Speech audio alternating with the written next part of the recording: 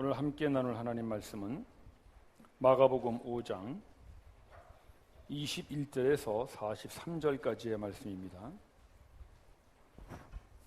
마가복음 5장 21절에서 43절까지의 말씀.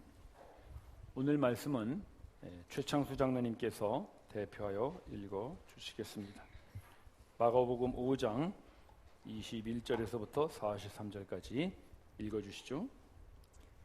예수께서 배를 타시고 다시 저편으로 건너가시매 큰 무리가 그에게로 모이거늘 이에 바닷가에 계시더니 회당장 중 하나인 야이로라 하는 이가 와서 예수를 보고 발 아래 엎드려 많이 간구하여 가로되 내 어린 딸이 죽게 되었사오니 오셔서 그 위에 손을 얹으사 그로 구원을 얻어 살게 하소서 하거늘 이에 그와 함께 가실새 큰 무리가 따라가며 에워싸 밀더라. 12해를 혈루증으로 앓는 한 여자가 있어 많은 의원에게 많은 괴로움을 받았고 있던 것도 다 허비하였으되 아무 효험이 없고 도리어 더 중하여졌던 차에 예수의 소문을 듣고 무리 가운데 섞여 뒤로 와서 그의 옷에 손을 대니 이는 내가 그의 옷에만 손을 대어도 구원을 얻으리라 하밀러라. 이에 그의 혈루 근원이 곧 마름에 병이 나은 줄을 몸에 깨달으니라. 예수께서 그 능력이 자기에게서 나간 줄을 곧 스스로 아시고 무리 가운데서 돌이켜 말씀하시되 누가 내 옷에 손을 대었느냐 하시니 제자들이 여짜오되 무리가 에워싸 미는 것을 보시며 누가 내게 손을 대었느냐 물으시나이까 하되 예수께서 이 일 행한 여자를 보려고 둘러보시니 여자가 제게 이루어진 일을 알고 두려워하여 떨며 와서 그 앞에 엎드려 모든 사실을 여짜온데 예수께서 가라사대 딸아 네 믿음이 너를 구원하였으니 평안히 가라. 내 병에서 놓여 건강할지어다. 아직 말씀하실 때에 회당장의 집에서 사람들이 와서 가로되 당신의 딸이 죽었나이다. 어찌하여 선생을 더 괴롭게 하나이까? 예수께서 그 하는 말을 곁에서 들으시고 회당장에게 이르시되 두려워 말고 믿기만 하라 하시고 베드로와 야고보와 야고보의 형제 요한 외에 아무도 따라옴을 허치 아니하시고 회당장의 집에 함께 가사 헌화함과 사람들이 울며 심히 통곡함을 보시고 들어가서 저희에게 이르시되 너희가 어찌하여 헌화하며 우느냐? 이 아이가 죽은 것이 아니라 잔다 하시니 저희가 비웃더라. 예수께서 저희를 다 내어 보내신 후에 아이의 부모와 또 자기와 함께한 자들을 데리시고 아이 있는 곳에 들어가사 그 아이의 손을 잡고 가라사대 달리다 굼 하시니 번역하면 곧 소녀야 내가 네게 말하노니 일어나라 하심이라. 소녀가 곧 일어나서 걸으니 나이 12살이라. 사람들이 곧 크게 놀라고 놀라거늘 예수께서 이 일을 아무도 알지 못하게 하라고 저희를 많이 경계하시고 이에 소녀에게 먹을 것을 주라 하시니라. 아멘. 아멘. 오늘 말씀에는 두 여자가 나옵니다. 한 여자는 혈루병으로 12해를 고생한 여자이고 또 한 여자는 회당장 야이로의 12살 된 딸입니다. 두 여자는 살아온 지난 12년이 극한 대조를 보여줍니다. 한 여자는 12년 동안 신체적으로 심한 고통을 받습니다. 신체적인 고통뿐만 아니라 정신적인 고통도 심하게 받습니다. 유대 율법에 의하면 혈루병은 율법에서 부정한 자라고 정죄하는 그런 병이었습니다. 레위기 말씀 한번 보실까요? 레위기 15장 말씀인데 여기 보면은 유출병이라고 나오죠. 이 유출병이 바로 이 혈루병과 같은 병입니다. 그러니까 피가 흐르는데 응고가 되지 않아서 계속 흐르는 병입니다. 그러니까 이런 병에 걸린 사람이 앉아 있다가 일어나는 자리는 언제나 이렇게 핏자국이 남을 수밖에 없는 것이죠. 그래서 유대 사회에서는 부정한 자라고 해서 추방했습니다. 율법도 사회도 심지어는 유대 종교도 그런 사람은 회당에도 못 들어오게 그렇게 버림받는 병이었습니다. 더욱이 이 여자는 12년 동안 자기의 병을 고쳐보려고 의사들을 쫓아다니다 보니까 그나마 가지고 있었던 재산도 다 없어져 버린 그런 아주 가난한 여자였습니다. 영적으로, 사회적으로, 신체적으로, 물질적으로 모든 걸 다 잃은 그런 불행한 여자입니다. 또 한 여자는 회당장의 딸인데요. 회당장은 그 당시에 유대 종교 지도자 계급이거든요. 회당을 관리하는 사람, 회당을 관리하는 사람을 회당장이라고 그러고, 회당에서 말씀을 전하는 사람을 랍비라고 그럽니다. 둘 다 유대 종교 지도자 계급이죠.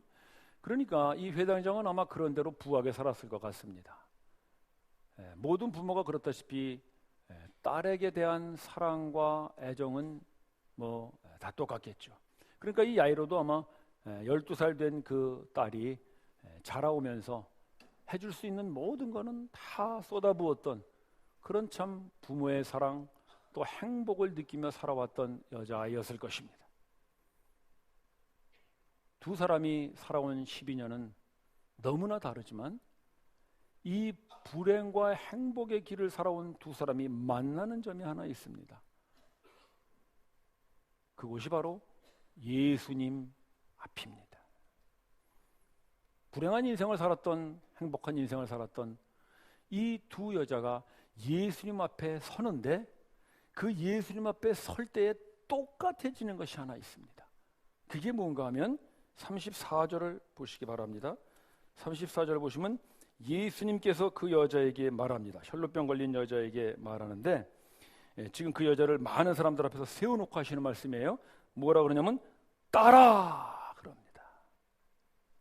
율법도 버렸고 유대 종교도 버렸고 가족도 버렸고 사회도 버렸고 모든 사람들이 다 버린 그 불행한 여자를 향하여 예수님께서 따라라고 불러주십니다. 그것도 많은 사람들이 있는 데서 따라라고 아주 공개적으로 선포하시는 것이죠.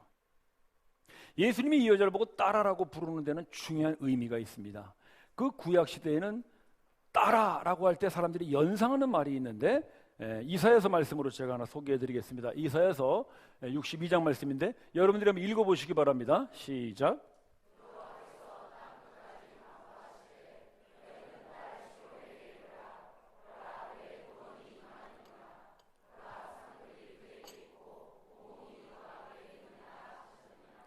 네, 시온을 향하여 하는 말씀이 뭐예요? 딸. 시온이라는 것은 바로 예루살렘을 말하는 거잖아요. 즉 이스라엘 백성을 대표하는 예루살렘, 그것을 상징하는 말이 시온인데 그 시온과 같은 말을 쓰는 것이 뭐냐면 딸이에요. 딸 시온아. 예수님께서 지금 이 여자를 두고 딸아라고 부르는 것은 너도 시온의 백성이다, 너도 하나님의 백성이다라는 것을 공포해 주시는 것입니다.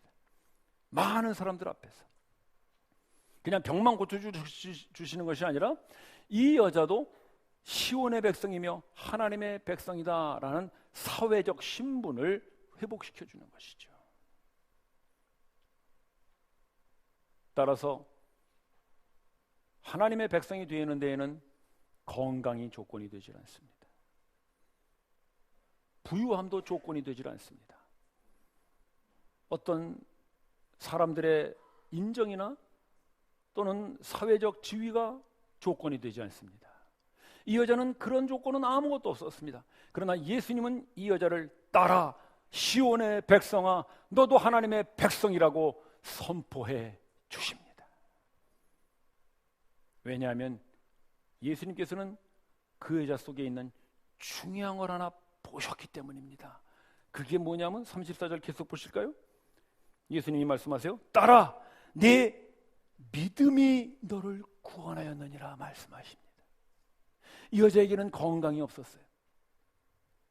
재물도 없었고 사회적 어떤 신분이나 주변 사람들의 인정도 없었고 모든 것이 다 없었지만은 이 여자에게 하나 있는 게 있었어요. 그게 뭐냐면 믿음이 있었어요. 예수님 그 믿음을 보십니다. 그러면서 따라 내 믿음이 너를 구원하였느니라고 그 믿음을 칭찬하십니다. 형제자매 여러분, 도대체 이 여자가 예수님 앞에 보인 믿음이라는 게 무엇입니까? 제가 얼마 전인가 새벽 기도를 인도하고 있는데 이렇게 이제 말씀 묵상 나눔을 마치고 기도를 하려고 할 때인데 어떤 분이 저에게 오셔서 그래요, 목사님 저기 술 취하신 분이 왔어요. 그래요. 그래서 제가 갔죠. 갔더니 술이 많이 취하셨어요. 술을 많이 마시면요 잠을 자도 술이 안 깹니다. 해보신 분들 많죠? 그래서 술 마시고 자면은 깰 것 같은데요, 많이 마시고 자면은 밤새도록 이게 제대로 해독이 안 돼가지고 아침까지도 술 냄새가 많이 납니다. 이분이 뭐 밤새 마셨는지 어쩐지 모르겠 어쨌든 가니까 술 냄새가 많이 나더라고요. 그래서 제가 가까이 가니까 뭐라고 막 얘기하시는데 뭐 횡설수설하는데 도대체 무슨 얘기는 못 알아듣겠어요. 근데 그때 마침 방송실에서 어메이징 그레이스 그 찬송 아시죠?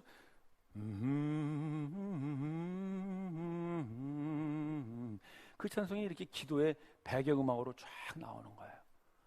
근데 이분이 갑자기 그 음악을 듣더니 나 저 노래 알아, 나 저 노래 알아 그러시는 거예요.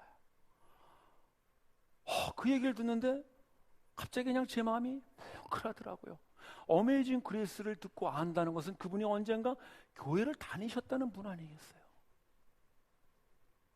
그분이 어떻게 그날 새벽에 참 잘 알지도 못하는 우리 교회에 오셨는지는 모르겠지만 혹시 그분의 마음속에는 내가 교회에 가면, 그래도 교회에 가면 내 이 답답한 마음, 술을 아무리 마셔도 해결되지 않는 이 답답한 마음을 어떻게 좀 해소할 수 있지 않을까라고 해서 그 새벽에 알지도 못하는 이 교회당에 들어오신 것이 아닌가 생각합니다. 믿음입니다. 예수님은 그것을 믿음이라고 말씀하십니다. 우리 28절 말씀 한번 보실까요? 28절 말씀. 이는 내가 그의 옷에만 손을 대어도 구원을 얻으리라 함이로라 라고 이 여자가 혼자 생각을 한 거예요. 모든 것을 다 잃었어요. 심지어는 이 여자는 하나님으로부터도 버림을 받았다고 생각했을 거예요. 왜? 율법에 부정하다고 했기 때문에. 회당에도 못 들어오는 여자지만, 그러나 저 하나님이 보내셨다고 하는 저 예수, 하나님의 아들이라고 알려져 있는 저 예수, 저분의 옷에 내가 손만 댄다면 그래도 내가 혹시 하나님의 용서를 받고 하나님의 치유를 받지 않을까라고 하는 그 가느다란 한 가닥의 기대, 그것을 예수님은 믿음이라고 인정해 주십니다.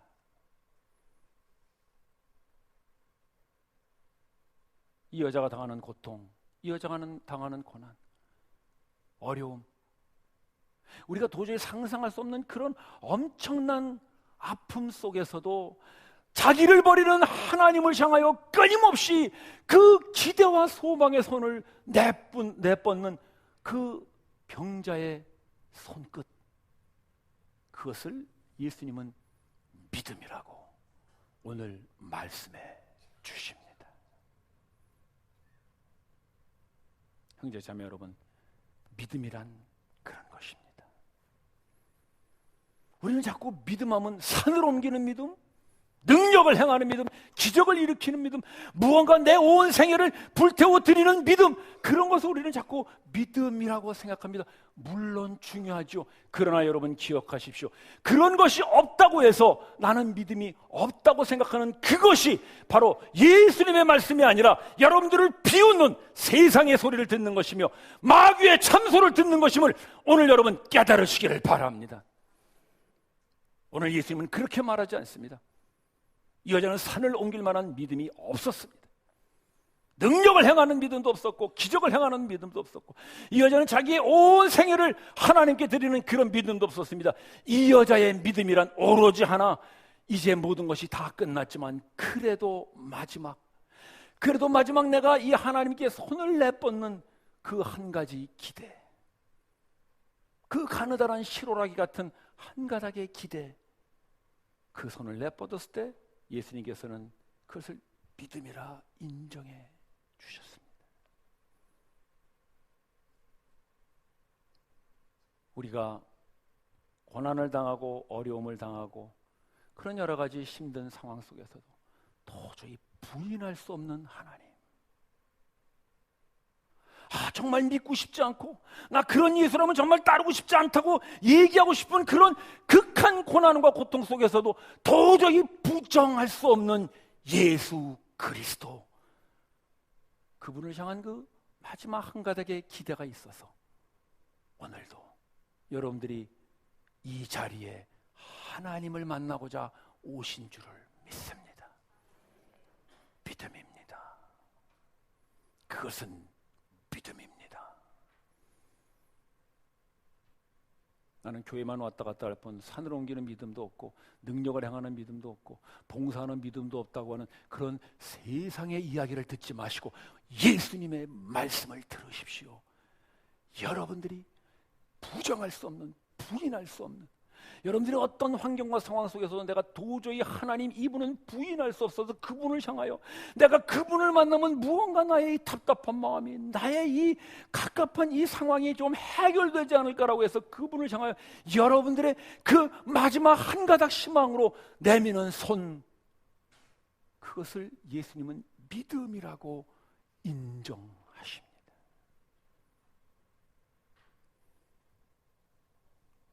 따라서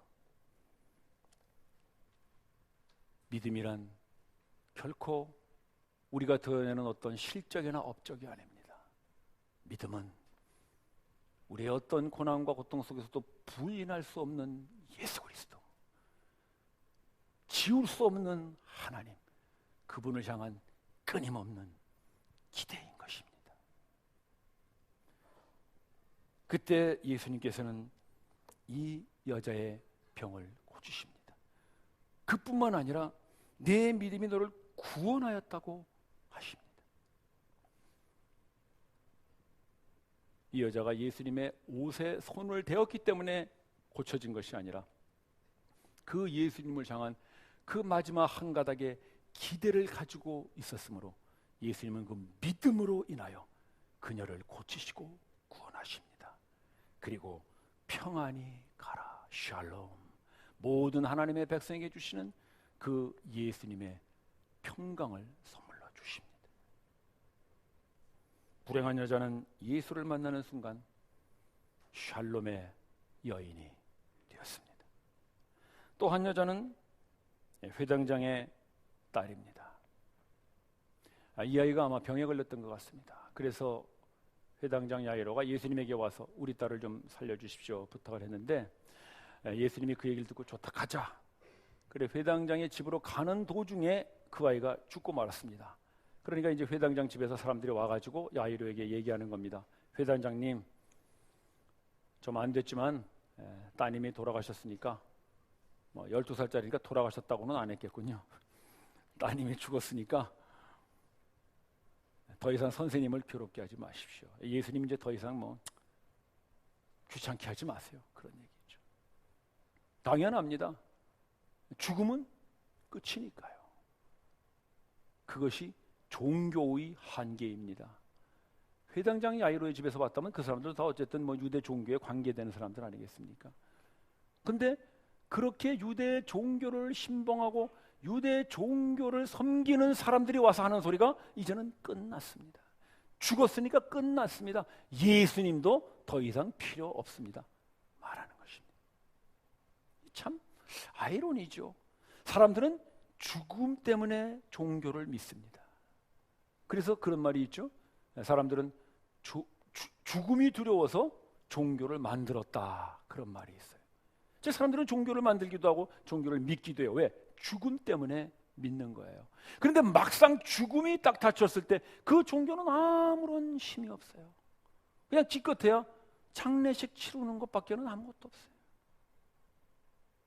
가끔 저에게 이제 장례식을 좀 집진해 달라고 부탁하시는 분들이 있어요. 뭐 저분이 교회는 안 다녔지만 그래도 그냥 기독교식으로 하고 싶답니다. 목사님 오셔서 장례식 좀 해주시죠. 그럼 제가 갑니다. 물론 기독교 의식으로 장례를 치르는 게 뭐 나쁠 건 없지만은, 그러나 저는 그때마다 그 질문을 해요. 이 장례식이 도대체 무슨 의미가 있는 것일까? 목사가 가서 할 수 있는 것은 그냥 장례식을 집전하는 것밖에 없어요. 죽음 이후의 것은 종교가 어떻게 할 수 없어요. 종교 지도자가 어떻게 할 수 없어요. 그것이 종교의 한계, 그것이 사람이 만든 종교의 한계고 사람이 믿는 종교의 한계입니다. 그러나 형제자매 여러분, 기억하십시오. 예수님은 종교를 뛰어넘습니다. 그래서 예수님은 죽음을 뛰어넘는 것입니다. 여러분, 종교를 믿으면 내가 여러분들의 장례식은 기독교식으로 해드릴 수 있습니다. 그러나 그것 이상은 할 수가 없습니다. 그러나 종교가 아닌, 기독교가 아닌 예수를 믿으면 여러분들은 죽음을 뛰어넘는 그 영원한 생명을 맛보게 될 줄을 믿습니다. 예수님이 그래서 야이로의 집 사람들의 그 얘기를 듣고 두려워 말라, 믿기만 하라 하면서 이미 다 끝났다고 하는 사람들에게 그 다음을 말씀하십니다. 그리고 예수님이 야이로의 집으로 가십니다. 모든 사람들은 다 끝났다고, 종교도 다 끝났다고 얘기하는 그 죽음의 상황에 예수님은 아직 끝나지 않았습니다. 그래서 야이로의 집을 갔습니다. 가니까 곡하는 사람, 우는 사람, 슬퍼하는 사람, 당연하죠. 그 옛날 유대에는요, 이 헌화하는 사람이라고 그래가지고 곡하는 사람들이 있었어요. 이 곡하는 사람들은 막 이렇게 그 슬프게 곡하면 사람들이 다 슬퍼지는 그런 일을 하는 사람이에요. 우리나라에도 그런 분들 옛날에 있었죠. 이렇게 쭉 이 상여 메고 가면 북만산에 가는구나, 이제 가면 언제 올꼬, 그럼 막 슬퍼서 울어요. 근데 그분은 안 울어요. 참 재주가 좋아요. 자기는 안 우는데 다른 사람 막 울게 하는 곡하는 사람이에요. 그분 곡하는 거 들어보면 참 슬픕니다, 정말로. 그런 이제 초상집이 벌어진 거죠. 네, 예수님께서 그 죽은 여자의 방에 들어가십니다. 들어가셔서 그 죽은 여자아이의 손을 잡으세요. 이 유대 율법에 의하면 죽은 시체에 손을 대는 것은 부정하기 때문에 못하게 돼 있죠.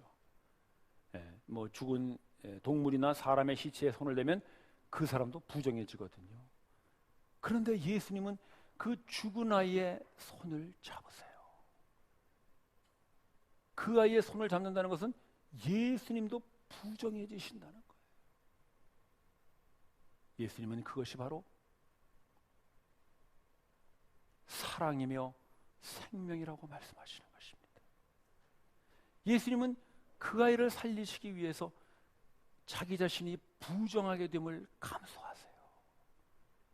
그게 바로 여러분들을 살리기 위하여 이 땅에 오셔서 부정해진 여러분들, 죄인 되어진 여러분들의 손을 잡아주시는 그분의 생명이며 그분의 사랑임을 보여주십니다. 그 여자애를 살리고자 스스로가 부정해지는 것을 감수하시는 예수님, 사랑이죠. 사랑입니다. 그리고 그 여자의 손을 잡고 예수님께서 말씀하십니다. 우리 41절을 계속 보실까요? 41절. 네, 그 여자의 손을 잡고 뭐라고 그러시냐면 달리다구 그러세요. 이 달리다라는 말은 소녀라는 말이에요. 아람어입니다. 예수님은 이제 히브리어도 물론 아셨지만은 예수님은 아람어를 쓰셨어요. 아람어는 그 당시 서민들이 쓰는 말입니다. 히브리어는 조금 고급 언어거든요. 예수님은 일반 서민들이 쓰는 그런 아람어를 쓰셨어요. 소녀. 굼이라는 말은 일어나라 그런 말이거든요. 그러니까 소녀야 일어나라. 달리다굼 하시는 거예요.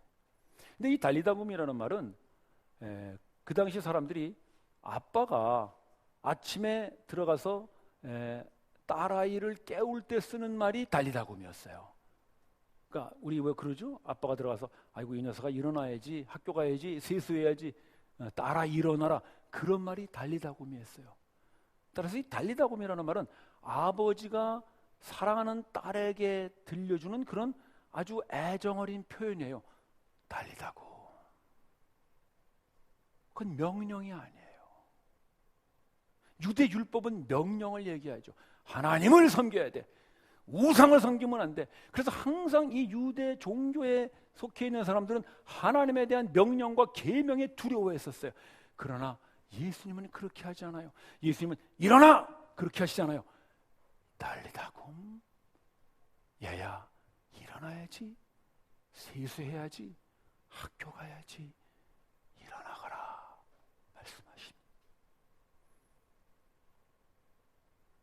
이 아이는 그 불행했던 여자와 같이 예수님을 향하여 마지막 기대인 손마저도 뻗을 수 없는 완전한 절망의 아이였습니다. 죽어버렸으니까.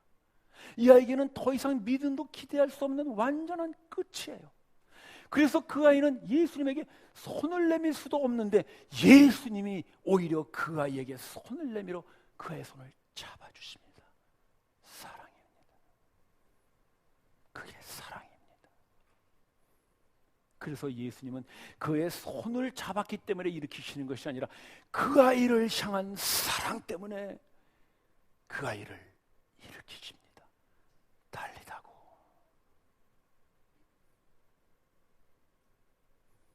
그래서 그 아이가 그 예수님의 사랑으로 살아납니다.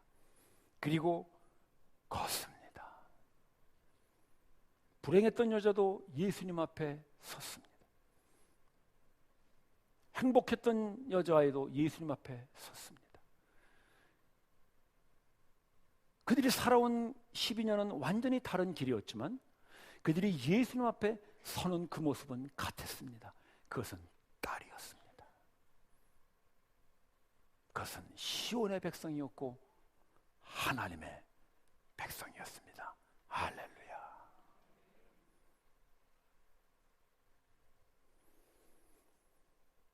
마가는 이 12년이라고 하는 숫자를 가지고 사실 이 12년이라는 것은 우리의 인생임을 말하고 있는 것입니다.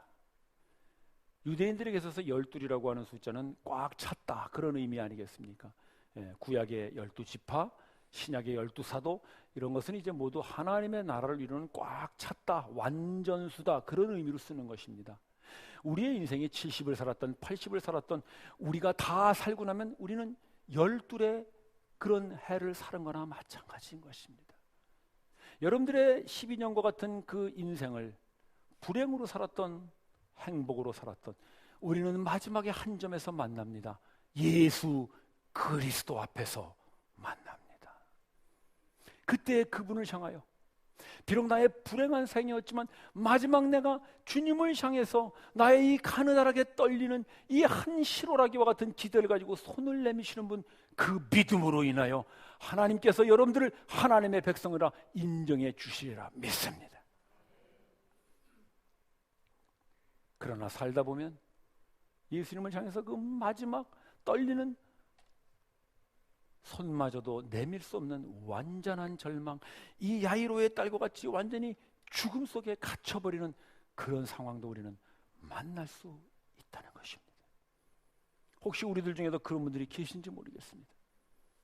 너무나 낙심돼서, 너무나 실망해서 기도조차도 할 수 없고 주님을 향하여 그 떨리는 손끝마저도 내밀 수 없는 완전한 죽음과 같은 그런 자리에 있으신 분들, 그런 분들을 향하여 오늘 주님은 여러분들이 내뻗지 못하는 그 손을 주님이 손을 내뻗어 잡아 주십니다. 달리다고. 그러면서 여러분들을 일으키십니다. 사랑입니다. 불행하게 살았던 사람이나 행복하게 살았던 사람이나 우리 모두는 예수님 앞에서 우리의 믿음과 우리를 향한 그분의 사랑으로 만납니다. 바로 하나님의 백성이 될 수 있는 유일한 공통점입니다. 불행한 인생이, 행복한 인생이 우리를 하나님의 백성으로 만들어주는 조건이 되지를 않습니다. 우리가 하나님의 백성, 시온의 백성이 되어 하나님 앞에 설 수 있는 길, 그것은 오로지 하나입니다. 여러분들의 어떤 아픔 속에서도 그분을 향해 끊임없이 내미는 그 기대의 손, 여러분들을 향하여 손을 내밀어 주시는 그분의 사랑, 그것이 여러분들을 일깨우는 시온의 백성 만드시는 주님의 말씀이 되시기를 주의 이름으로 축원합니다. 기도드리십시다.